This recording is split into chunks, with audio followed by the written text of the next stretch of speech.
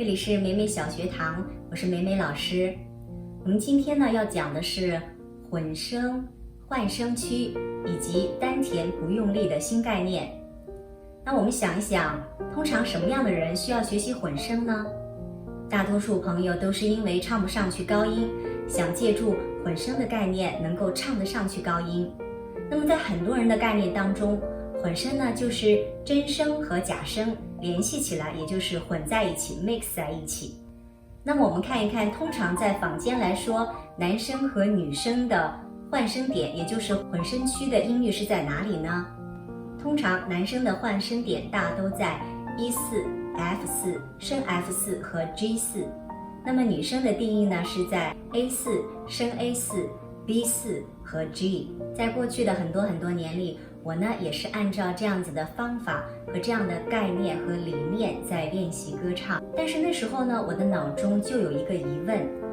就是说有没有一天我可以唱到一种没有混声、没有换声点的概念，我可以从低音唱到高音呢？过去的我对这个概念思想不是很清晰，通过一天天的成长，一年年的走过那么多的岁月，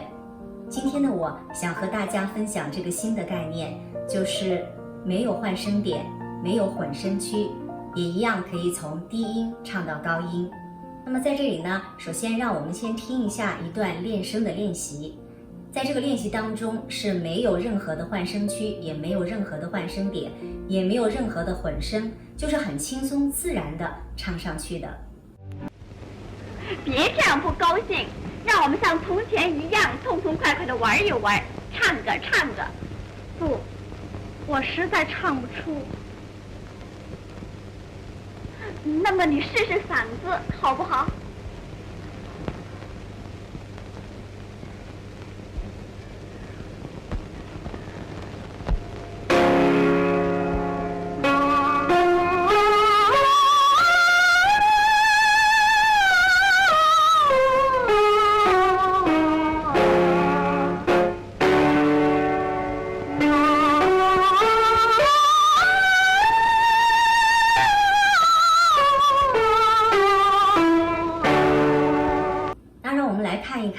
我们如何才可以做到没有换声点和没有混声的概念也一样唱到高音呢？我想在这里呢要具备这样几个条件。第一个条件呢就是我们的放松度，第一个字的发音要很轻松自然，不要憋气，因为往往憋气不自然的时候，我们的身体容易僵硬。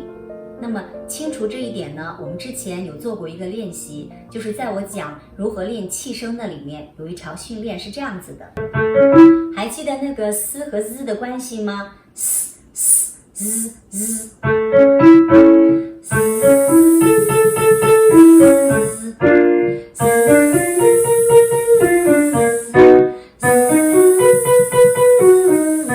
首先要保持气息的流畅，不可以说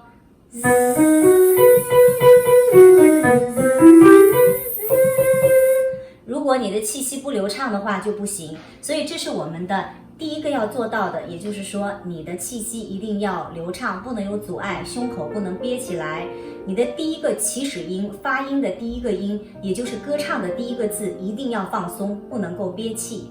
我们第二个重要的条件就是声带闭合一定要好，一定要好。这个内容呢，在声带闭合那一节课中我已经向大家讲了，所以我们具体的环节呢，可以看那个视频。那当我们有了好的声带闭合之后呢，我们第三个具备的因素就是一定要有强大的头声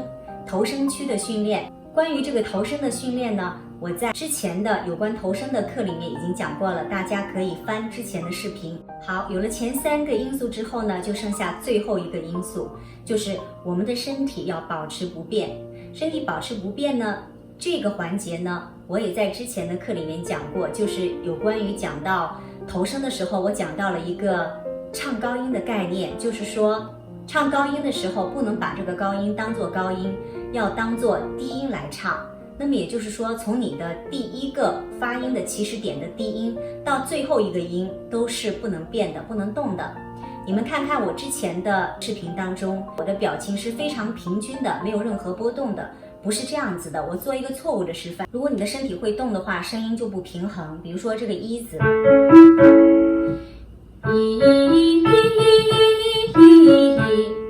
不可以动，身体要保持平衡，不能动。那如果你动的话是怎么样呢？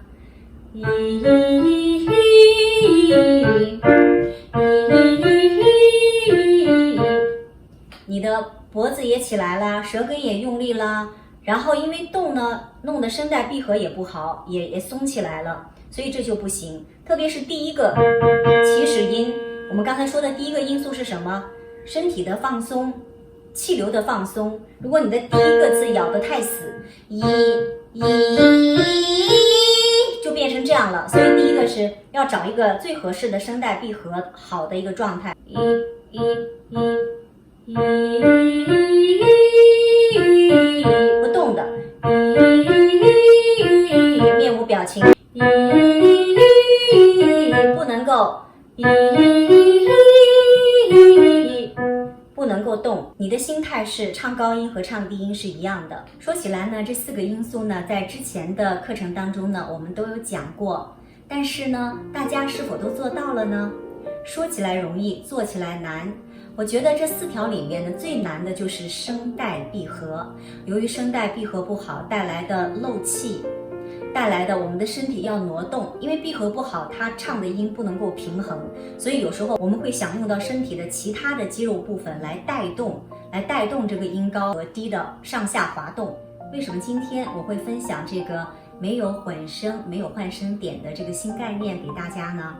是因为我觉得过去我们无论用什么样的方法比例，比如说有的人说我们可以真声区多一点，假声区少一点，头声多一点，真声少一点，然后不同混在一起的这样的 mix 的声音，这样的声音的确在很多歌曲的演唱当中帮助到我们。而且很多流行歌呢也需要不同的音色，比如说就是需要有的时候胸腔的声音多一点，有一点假声的头腔这样子的音色，并不是说完全声音都是统一的非常顺畅的这样的音色。在流行歌曲里面是需要多种多样的元素的音色。过去的练的这些方法当中呢，它就会有这样子的比例，你可以调整你的头腔多一点，或者说你的胸腔多一点，都会出来各种各样的声音。虽然帮助到我们在唱歌当中度过了一些难关，让我们完成了一些技巧，但是它并不是我们歌唱技术的最终。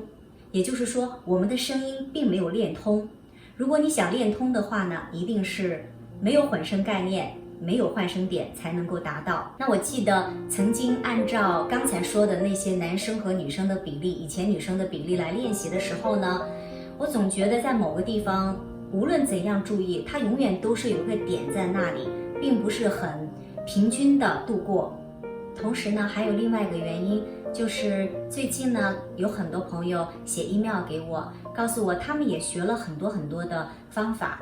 就是如何换声啊、换声点啊、混声啊等等，但是练了很久，练了1年多2年，他的声音的技术还没有完成。所以在这个时候呢，我就给他提出了这个新的概念，希望能够帮助到他。但是这个概念呢，一定要由之前的这4个，也就是说这4个练习，你要完全过关的时候，你的声音才能够达到。并不是说你心中想到你应该胸腔混多少，头声混多少，就能够达到你所要的那个声音，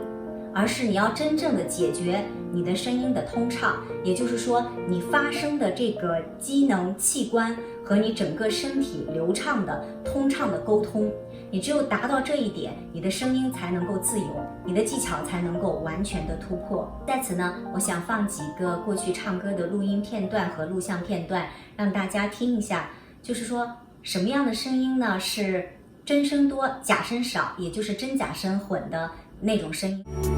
牵着你飞过黑夜和长空，直到永远。和你在一起，从没有脏，也一样甜蜜。我喜欢上你我的手掌心，何时才得到你回应？坐在接下来呢，我们再听一下头声多而真声少、胸腔比较少的那种声音是怎么样的。散在你的天空下寂寞，一串一串一串思念啊，一天一天天围绕着。我想要的不只是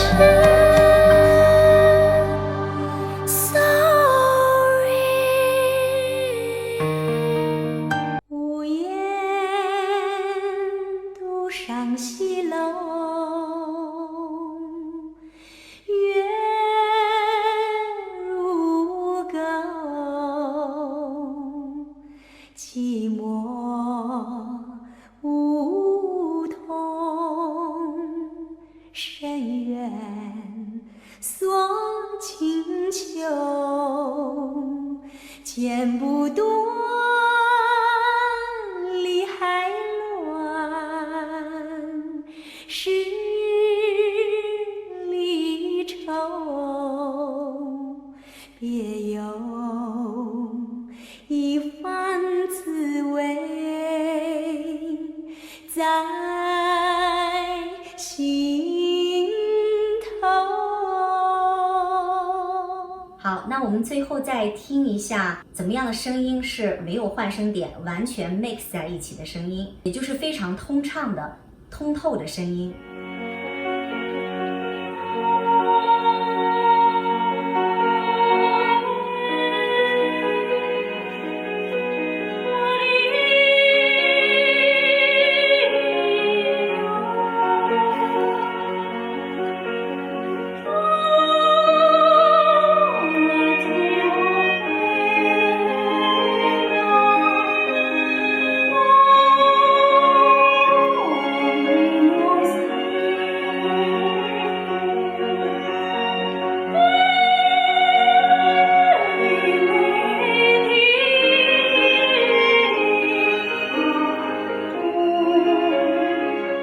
观看了这几条影片之后，不知道对您有没有启发呢？今天讲出这个问题，不是要否定我们之前所认知的对混声或者是换声点的概念，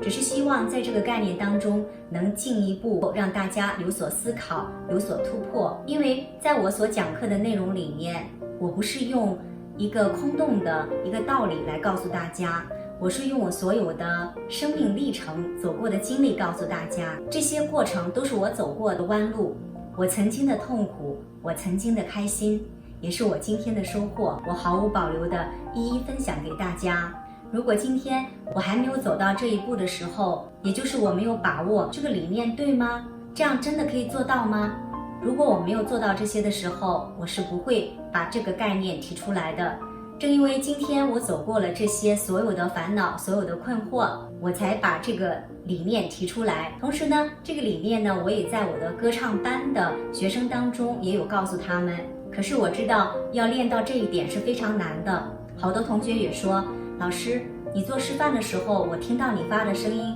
就是没有换声点，很平和。但是为什么到我这里了，我一定要有换声点的概念？没有，我根本就通过不了。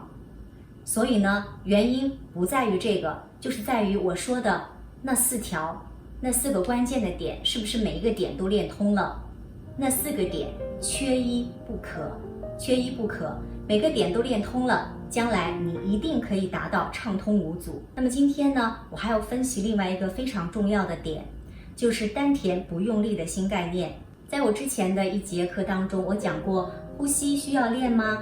丹田如何用力这一课大家还记得吗？我讲过的丹田用力憋气的方式就有点找像上厕所的感觉，但是不知大家是否还记得，我还重要最后提醒一句说，如果当你用丹田的时候，你的用力胸口发紧的话，你还不如不要用丹田。也就是说，你不用丹田的话，也一样可以唱歌。那首先说一下我是怎么样去教我的学生的。在我的歌唱班当中呢，他们刚开始来的时候，我都会讲这个丹田的概念，然后让他们稍微的用一下丹田的用力，同时也要求他们胸口要放松。但是呢，随着唱歌久了以后，很多同学的练习进步了，他们的声带闭合也好了，整个身体都非常的放松，也不漏气了，声音的位置也有了。等到了这些以后，我又告诉他们，请你们以后不要再用丹田了。那么这到底是怎么回事呢？记得在我之前的课当中，我讲过，我在很多训练当中呢，经常有一种迂回的做法，就是来回迂回走动。那么这个方式也是这样的，因为在我过去的练歌当中，好多年前呢，我也是在高音的时候要特别用一下丹田，但是突然有一天练着练着，我就发现，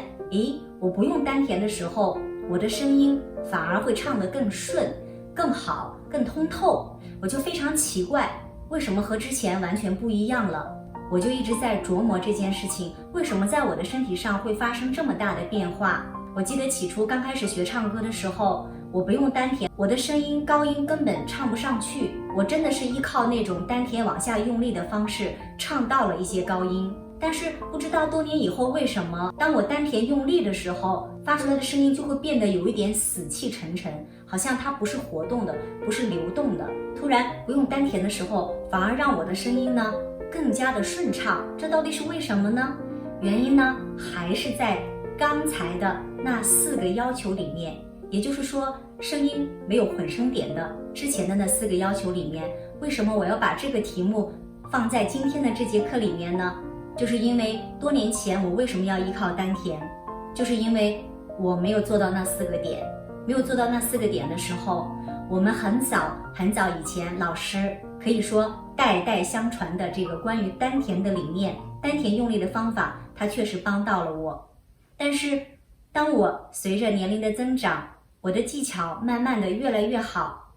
当我做到了这前面这4条之后，我已经不依靠丹田来帮助我了，也就是说我的声音已经自然的通畅了。在过去的传统的歌唱教学里面说，你的声音的大小的开关是在丹田这个部分，也就是丹田给力，给多少力，你的声音才能出来多少。但是您真的身体所有的协调能力，肌肉的协调能力能做到满足前面我说的这4条以上之后，你发现这个概念对你来讲，它不是唯一对的概念。也就是说，那个时候你忽然觉得你声音的大小不是丹田给你的，而是你气息的推动力，你在歌唱时候的那种气息的积极的推动力，还有那个音高的那个点的跟身体整个通的协调的那个穿透力。因为我们随着音高的时候，音高对应的那个共鸣和我们的身体会形成一条管，那个管道呢，它会自然的，人体会自然的发出那种很大的声音。我们观察一下我们身边所有真正的会唱歌的歌唱家，比如说帕瓦罗蒂，比如说我最喜欢的博切利，他唱歌的时候还是唱的古典美声，你并没有看到他忽然猛然的很大口的吸气，然后拼命的使劲丹田往下用力，然后怎样去唱到那个高音，看到他都是身体很放松的，表情非常的悠然自得，然后不知道怎么样他就可以发出那么大力量的声音。这是非常成功的歌唱家，他已经到了那个层次，他的肌肉已经训练到那个点上了。那么此时此刻，是不是朋友们又有一个疑问，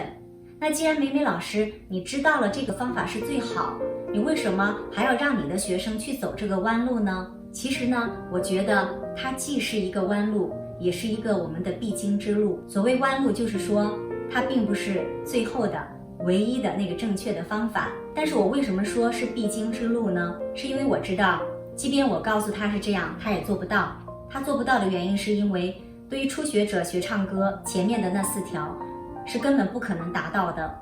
想做到那4条，要经过一个蛮长时间的训练和不断的练习才能够做到。在这个学习的过程当中，他也要唱歌，那么有时候丹田的发力点会帮到他，所以这是一个过程当中的事情。当然，在我们不用丹田的这个概念当中，我还要特别强调一点，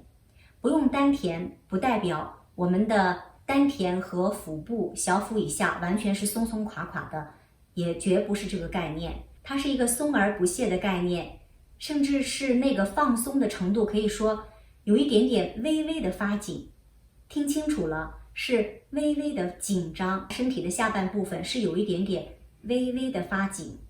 只要保持这个微微的紧张度就够了，千万不要从这个极端走向另外一个极端，觉得说啊，梅梅老师说不用丹田了，那我完全就松垮掉，哇，全部就松松垮垮，那样是绝对不行的。所以我们要注意，不能从一个极端走到另外一个极端。虽然在某些程度上，这样子的训练方式是走了一点弯路和迂回的方式，但是我觉得它是我们的必经之路。对于新学生来说，他根本无法做到，反而你交代了丹田这个概念，可以帮到他在短时间内唱歌的提高，以及他的一些认知。除了我刚才讲的新学生呢，他不一定一下做到，这是一个必经的过程之外呢，还有一个重要的原因，就是在我们流行歌曲的演唱当中，的确需要多种多样的音色。如果他没有走过这个过程，他就无法唱到那些音色的需求。比如说需要真声多一点，假声少一点的这样的处理方式。如果他直接一步走到一个声音很通畅的一个感觉，他就无法体会到，也无法去做到那样的音色要求。有一些要求是真声多，有些要求是假声多，有些要求是头声多，所以我觉得这个迂回的方式，这个弯路是一定要走的，也是一定要经过的。好，今天的分享就先到这里。如果您喜欢我们的节目，请不要忘了帮我们按赞、点击订阅，打开您右下角的小铃铛。如果有新的节目，您就会收到啦。我们下次节目再见，拜拜。